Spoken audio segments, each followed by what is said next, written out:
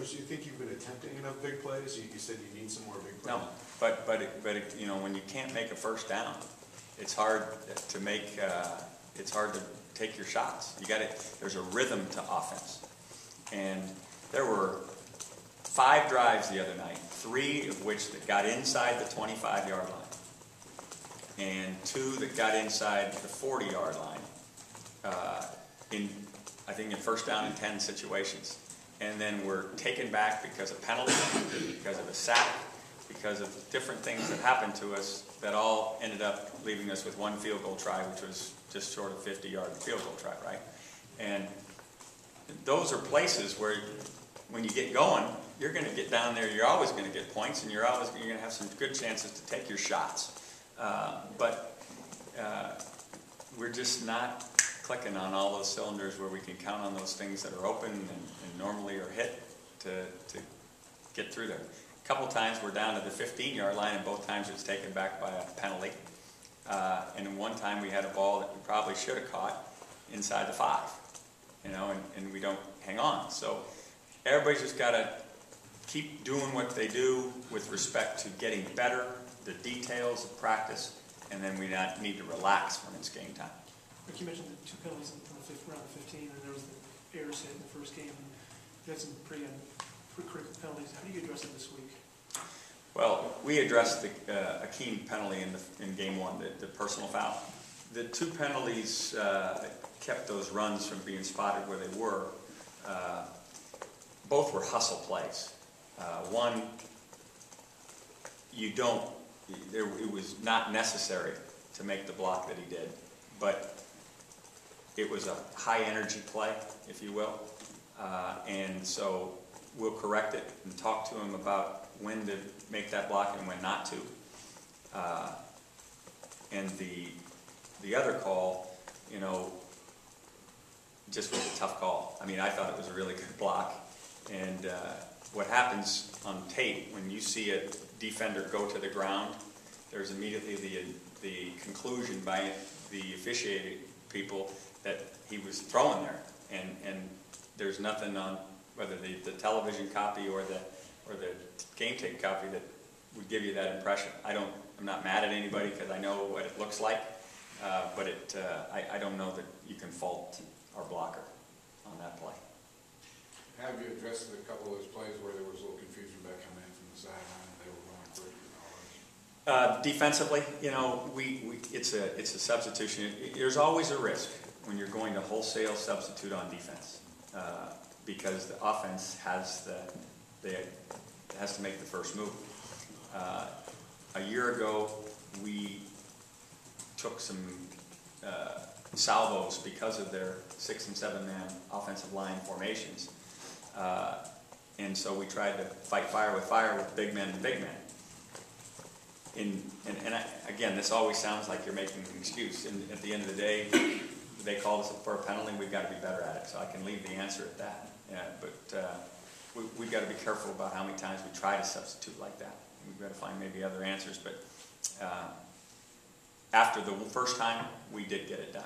And you know, there were a couple of substitution errors in special teams. One where a guy was getting his face mask fixed at an inappropriate time, and another where Robert Turner looked up and saw 4th and 7 on the scoreboard, just jogged out there and didn't realize that it was still 3rd and 7. And not seen that before in my life, but if you do this long enough, I guess you will see it all. But we'll get those things fixed.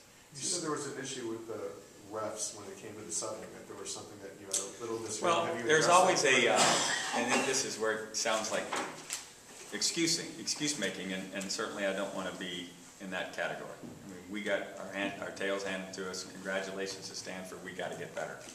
But there's a portion before every game where you meet with the officials and you go over who your captains are and all the administrative things, and then they say, is there anything you need us to know? And in that conversation, I asked, when they do this substitution, the rule book says that we're allowed to substitute with them, and that if there's a delay, it looks as if we're trying to match their substitution. The umpire mechanics are to walk over the ball and to wait till the defense is set. Now, that's why I was in the argument. They said because the substitution happened immediately following the ball going down, that there is no mechanic in that regard. So I learned a valuable lesson there. Does this defense have to do wholesale substitution to be the way they handle the run? You know, from a size-wise situation, some of the size of our defensive ends, there are times where we're going to have to try to be bigger when we get that kind of personnel package. And that's why we made the attempt to do just that. You mentioned that the defense got very out there long, but in the first quarter, even if you remove Luck's runs, Stanford was averaging about 5.5 yards a carry. What have you guys been having other than weariness with the trouble with the run? Well, sometimes it's point of attack stuff. Sometimes it's gap integrity. It's not any one thing. It's we've got to just be stouter. And I thought tackling was better. Wasn't perfect, but it was better than week 1.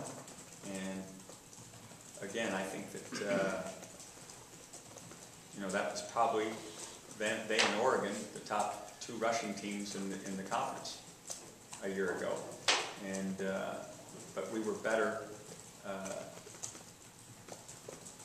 than I think people would have thought we would have been. And in terms of being in where we were supposed to be from a year ago, we were better. You talked about attempting more big plays on offense.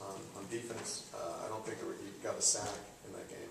It didn't seem like there was a lot of pressure on Luck. Is there, schematically, is there a feeling that you might want to attempt more blitzing to get more pressure on the quarterback?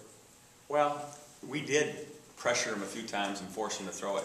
I mean, I don't, what were his numbers? He was like 9, what were his numbers? He was 11 for 24. And a lot of that was because he was hurt. I mean, there were some times when we got him off of his rhythm and he had to throw the ball without a proper platform. And you know, so I don't, pass rushing is important stuff because it forces them to throw the ball earlier than they'd like to. But to do it with 5-man pressures all the time puts you at risk. And so you just have to have a combination of that.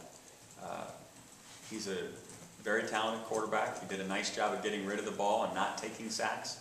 And again, when forced, he was very nimble to get up the field and make some plays with his own legs. So he was a huge difference in the game. You got 2 ranked opponents ahead. 2 games in, if I read you correctly now, you think you're on the same level with the people you're playing. You just got to relax more, get loose more. I said that there's still reason for optimism. There's no reason to throw in the towel. And you're basing that on what? What other choice do you have? Okay. I mean, goodness gracious, why would there's 10 games left. We certainly want to be optimistic. We still have a number of talented players on this team, and we are going to continue to get better. And if we'll relax and make the plays we're capable of making, because we have made them with these very players, then I think good things will begin to happen. I have full confidence we can still be a good football team this year. Rick, you talk about Kevin being your starter now. Will Richard Breho get meaningful reps with the first team? Yeah, he'll get meaningful reps. We want to keep him going and need to keep him going. Don't you need to get Kevin caught up